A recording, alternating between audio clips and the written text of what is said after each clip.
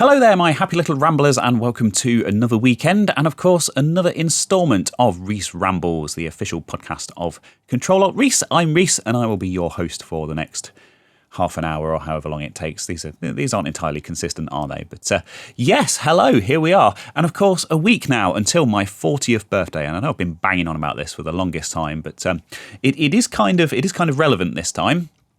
Because I was talking to my wife, Catherine, the other night, and I was saying, we're going to be away for my birthday. I mean, I know she's got some surprise stuff planned, some friends of ours involved, and I don't know exactly what the plans are, what exactly we're going to be doing.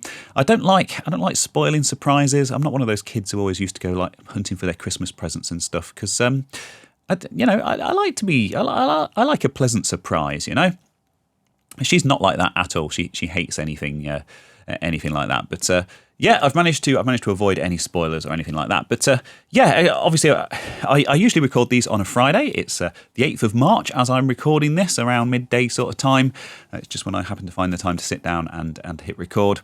And we're not going to be here. So I said, well, maybe I should just miss a week for the first time ever. I mean, it's a special occasion. People aren't going to mind if I miss a week for my own 40th birthday. I mean, it's a big birthday, We've got a big long weekend planned apparently.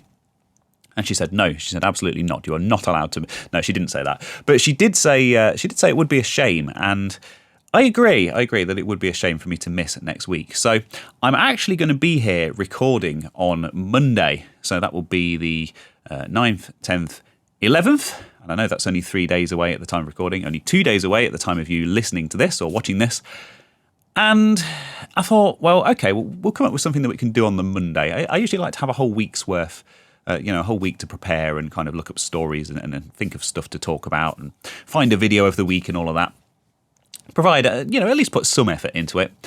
But last night I was watching Clint's latest Patreon update. So every month he does a monthly roundup where he talks about, the videos that he's released that month. Just stuff that's going on in his life. It's very similar to this. It's a kind of quite a similar sort of concept with the whole update thing. And I know TechMoan does one that he calls the Oddcast every month, and it's an idea I've been kind of pondering as well. But I think I'm kind of overcommitted on stuff at the moment anyway. So it's certainly not something I'll be doing myself. But anyway. Rambling aside, one of the things that Clint does as part of his monthly update is a Q&A, where basically underneath the post, his patrons ask him questions, and these questions are about literally anything. They're about, his life, and I mean, he had a question about his favourite cars and stuff this week, and questions about his sort of YouTube filmmaking process. And then every month he goes through them all one by one, and he answers them all, and he doesn't avoid them. He kind of answers them honestly, and he's quite open in these things. And it's quite refreshing and quite nice to kind of see the guy behind the videos. And I thought I could do that, actually. I could steal that idea. Not make it a patron exclusive because, like I say, I'm already kind of overcommitted on that side of things. But do it as a 40th birthday ramble for next weekend. So I am going to throw it open to you. And I'm saying this right at the beginning here, just so you don't miss it. I will, of course, mention it again at the end. But if you have any questions, I will be doing a Q&A. If you get them submitted before I sit down to record next week's instalment on Monday, I'll go through them all and I'll answer them. I'll screenshot them all. There's not really anything I kind of want to avoid or not talk about. And let's go through them and answer some questions. So if you have any questions about, particular videos of mine or about my channel in general, about the process, about the second channel, questions about the studio, about future plans, about people I've worked with, about anything, what's my favourite cheese, anything like that, just ask me down in the comments section below. Or if you're listening to this on Spotify, I think you can send me a message through the Spotify thing. Someone's done that in the past, and that seems to have worked quite successfully. My email address, that's out there. It's on the About page on my YouTube channel. It's on my website. Send me an email, send me a question on Twitter or on my Discord server or whatever. I'll gather them up over the weekend and we'll sit down and we'll go through them. It may end up being a slightly longer one. I have done a Q&A in the past, which was kind of for my Discord members. But let's just throw it out open to everyone. Let's do this as a birthday thing. So that's what I'm going to be doing next week. And if you have a question, yeah, ask that. Probably do it now rather than leaving it until Monday, because you'll probably forget if you're anything like me, or hopefully you're a bit better organised than me. So yeah, that's that. And of course, I always open these things by talking about myself and about what I've been up to in the preceding week. So there's one other thing that I need to talk about, which is a video that's gone public. In fact, it went public just this morning at the time of recording. And it was this one, all about the Pi Dog. And I thought I'd talk a little bit about the behind the scenes of this one. Let's just mute it and hit play so we can have some stuff going on in the background. And yeah, as you can see, the includes paid promotion indicator there, loud and proud in the corner of the screen, because I was sent this robot kit for free by Sunfounder, the company that make it. And I mean, I explain all of this in the video, but I get offered so much stuff to review. I think I've had like 3 emails already this morning, although they're all from the same company, because they're really desperate for me to review whatever. I think it's like an office chair or something. Of course, I did the one with the FlexiSpot standing desk a couple of months back, and usually I just ignore them. But this one, I thought, robot dog, how cool is that? I like robots, I like dogs, I like building stuff, I like tinkering with stuff. Looked into it a bit, saw that it was all kind of open source and kind of an open platform, and you know, it all runs on Python, it's all GPL v2 licensed, and I thought, how cool does that sound? Actually, I'd quite like to build one of those. And I said to them, look, I don't want to commit to anything. I'm not going to sign a contract. I don't want a list of bullet points to read out. I'm not going to send you the video for approval before it goes public. You know, they're my terms. If you're still happy to send me one, then I'll quite happily receive it. But I can't guarantee that I'll do a video or anything like that. Which, when I'm interested in stuff, is generally what I say. The desk was a little bit different. Obviously, that was very expensive, and I already knew from talking to people that it was going to be good and it was going to be exactly what I wanted. Essentially, I was ready to buy one anyway, but you know, that worked out very nicely. Although, to be fair, I mean, their demands weren't even that bad. It was just you know, can you mention like these top 5 features, which I would have mentioned as part of a review anyway. But yeah, this one was completely open-ended, and they said yes. They were like, "Yep, no obligation. What's your address? We'll just send it to you." And that was it. That was the last I heard from them. And then this thing arrived in the post, and I kind of sat on it for a couple of weeks, and I thought, let's build it. Let's just build it on camera and you know, see what I think. And I mean, this is a bit of a spoiler, but I was very pleasantly surprised by it. Actually, it's quite a nice kit, quite nicely put together. It is expensive, and that is something that I do kind of talk about in the video. Although, as a couple of people have pointed out to me since that video went up, you know, it's compare it to the cost of like a sufficiently complex Lego set or something like that. Actually, you know, it's 155 quid or $180. You do get quite a lot for your money. So yeah, I just wanted to talk about that video really, and how that came about, and why I've done yet another you know, quite rare sponsored video on my channel. Because I mean, I'm not against the concept of sponsored videos. I don't like people shoving stuff down our throats constantly, trying to sell us stuff. But hey, sometimes this stuff comes along and you think, actually, that's quite interesting. Let's have a look at that and see what it's about. And that's kind of how that came about. So that literally went public 2 hours ago at the time of recording. As you can see, it's had 324 views. I won't show you the stats and stuff because they're pretty meaningless in the first couple of hours. And it is underperforming compared to my previous video, which was about those Atari 2600 boxes. That was a particularly successful one, and also sponsored videos don't do that well. And I was very, very upfront about it being a sponsored video in all the tweets and things that I've shared around the place, because I feel very apologetic when I do these things, and you'll get that from the video as well if you watch it. That I did feel the need to kind of apologise at the beginning, at the end, and just say, look, I thought this looked interesting, and it turns out that it is quite interesting, and I'm really sorry, but I'm going to have to do a video on this, even though I got it for free. I tried to be sort of quite fair and balanced about it. That's just how I sort of want to do things on my channel. So yeah, that's that. A bit too early to talk about stats and stuff, but that's gone out, and of course I'll link to that in the usual places, so you can go and check it out. But yeah, I think enough waffling about me for now. There's some stuff that's happened this week that I found quite interesting, and I thought that I would talk about it. So let's do that. So Amstrad, of course, I've got to talk about the Amstrad news. I don't think I've ever talked about Amstrad on this channel. In fact, I don't think I've ever covered. Did I do some stuff with the PC 1512, or was that just on my website? Yeah. Yeah, Amstrad kind of largely. I say they largely passed me by when I was a kid. I did. My best friend when I was a kid, his dad was quite well off. Obviously, their family were quite well off, and he was into Amstrad in quite a big way, and kind of had the latest computers and stuff. And I do remember when we were very young, he had the CPC with the built-in 3-inch disk drive. I very specifically remember like the weird little 3-inch discs that took, and then a bit later on, I remember them getting an Amstrad PC as well, probably the 1512 or the 1640. And I remember playing with that. I remember it had an ad-lib card in it, and I remember playing a game which I've since discovered is called Dark Ages, and it's like a platformer.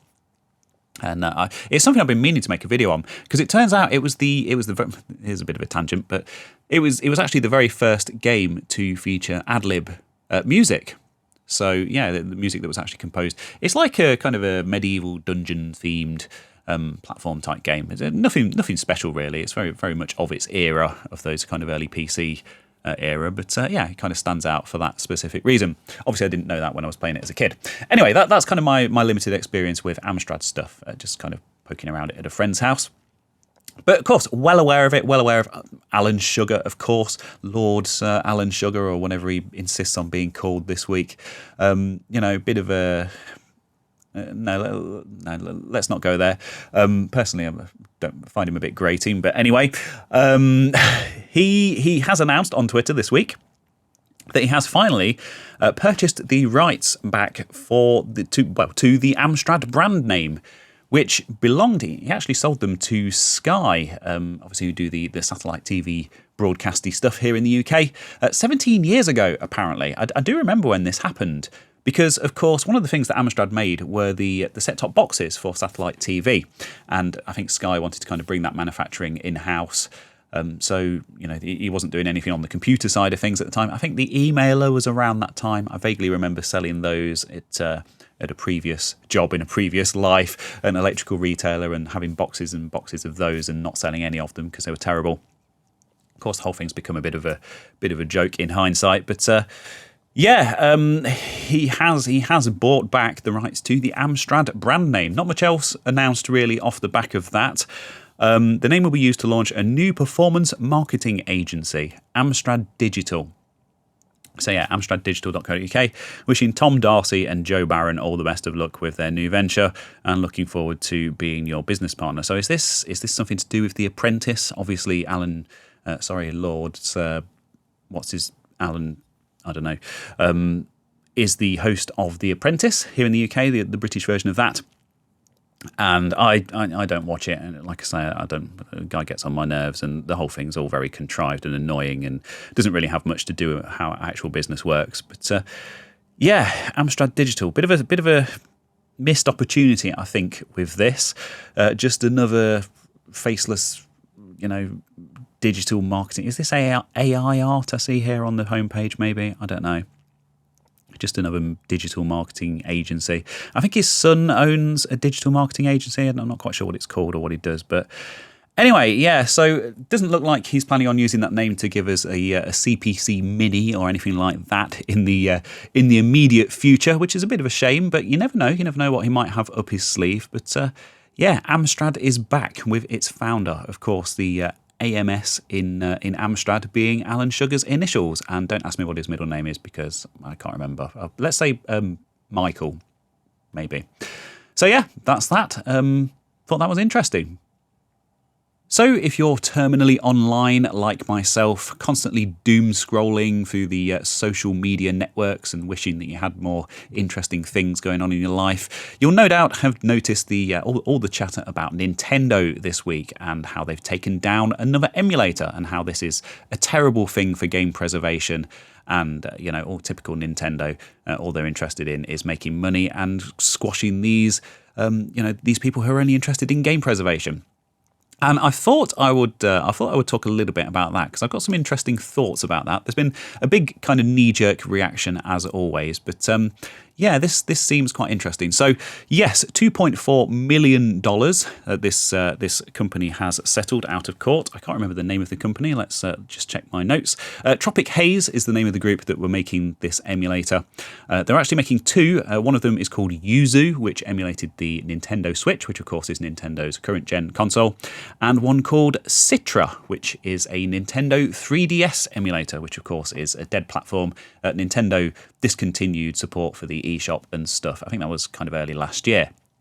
So two kind of quite different animals, really, quite different beasts.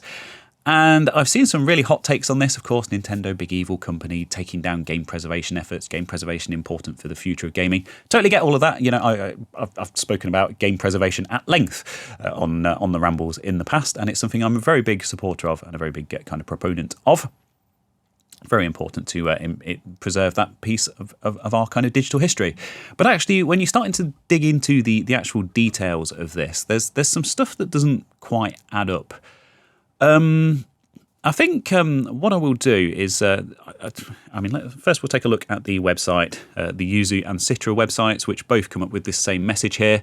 We write today to inform you that Yuzu and Yuzu's support of Citra being discontinued, effective immediately.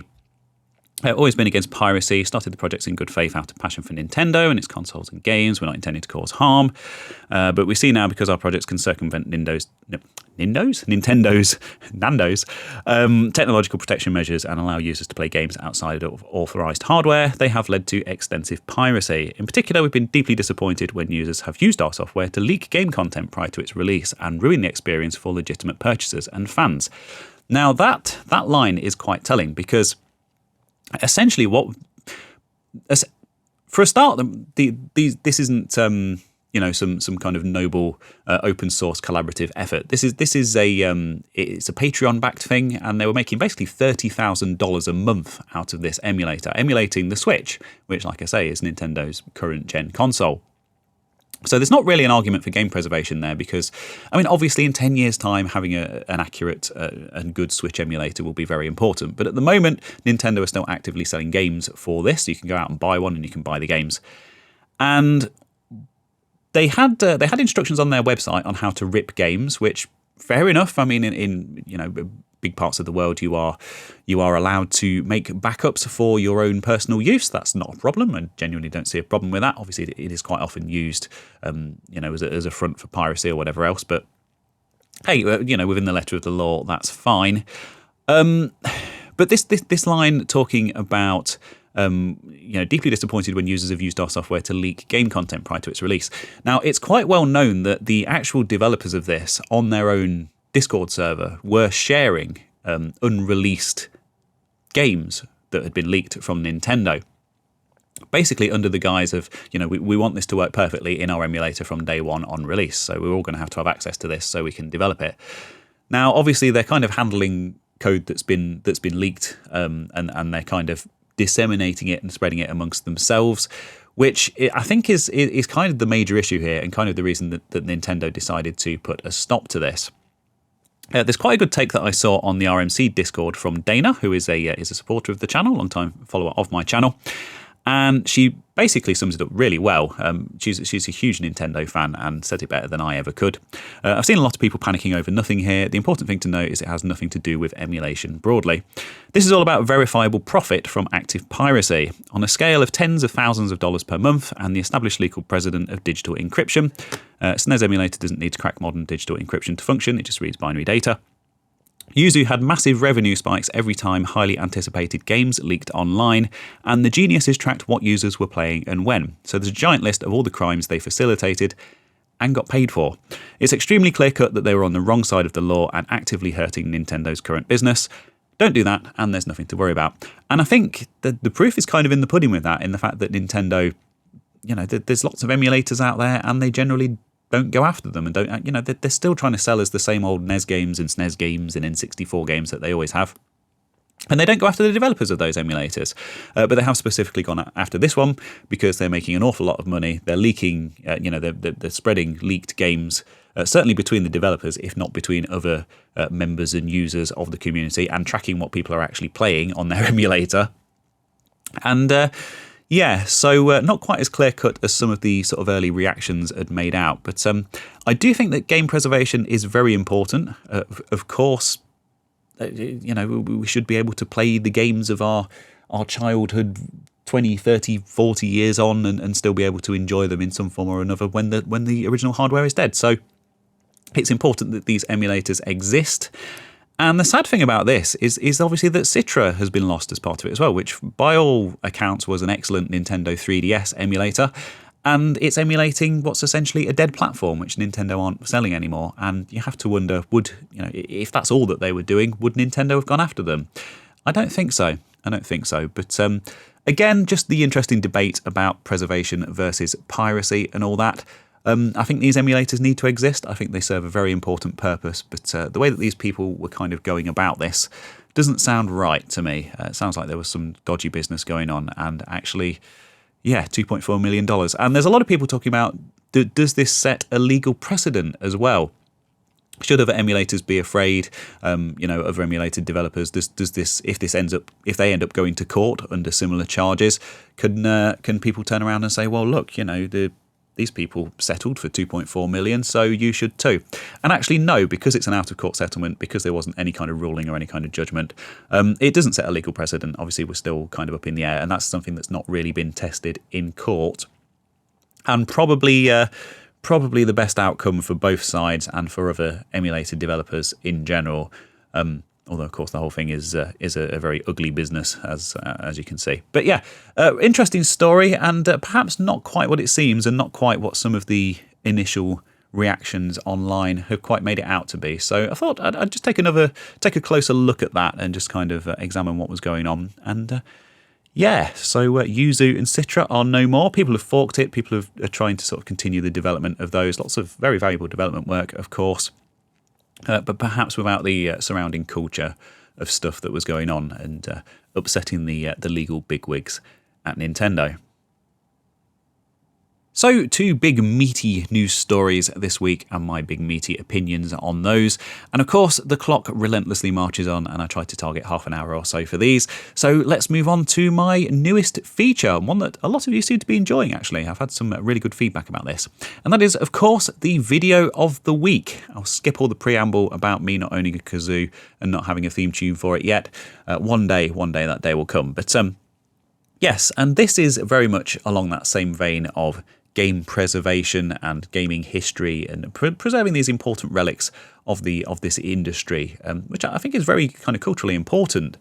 And it's important to preserve this stuff before it all succumbs to bit rot and disappears. And this specifically concerns a developer called Archer McLean, who you may have heard of, a really well-known British developer. We'll just check out his Wikipedia page here. And he very sadly passed away in December 2022 and was quite a prolific collector of gaming stuff. Obviously, he worked on some arcade ports and things and had a collection of arcade machines, which they've kind of started to go out to the community. Loads of development stuff, documentation and old bits of code and prototypes and stuff like that in his possession, in his personal collection. And yeah, that's kind of started to make its way out to people. So he was 60 in 2022 when he sadly passed on.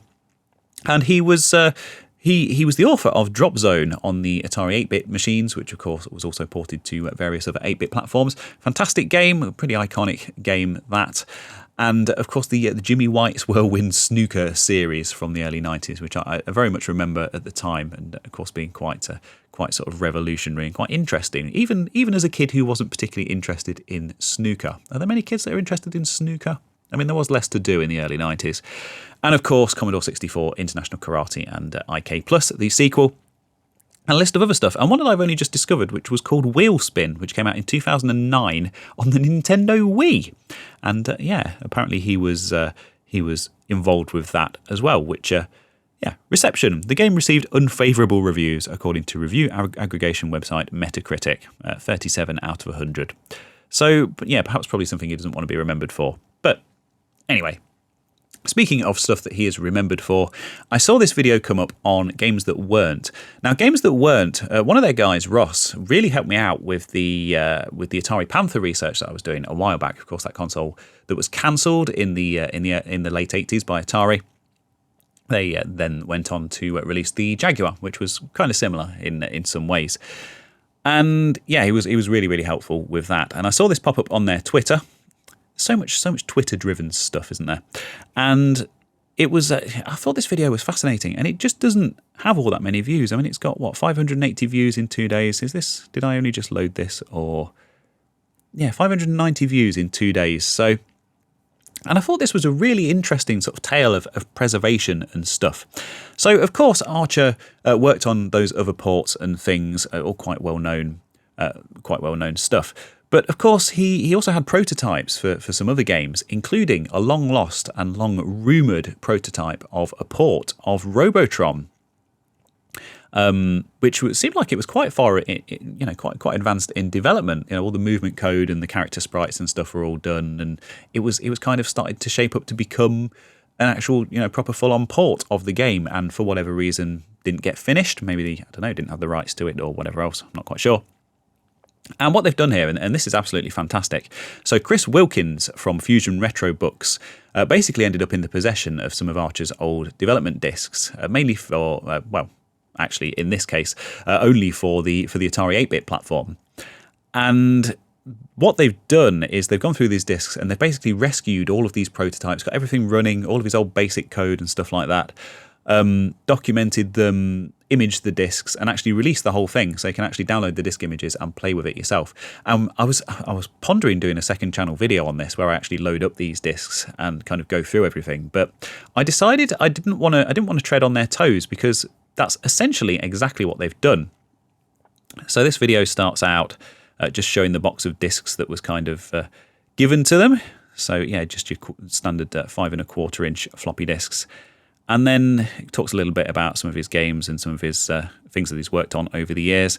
And there's some really cool stuff in here. So there's like a test for a port of Donkey Kong, which basically like generates the playfield with the girders and stuff. Doesn't really do much beyond that. And there are some other sort of demos in here. There's one that's kind of based on Tempest that can sort of generate the playfields for that.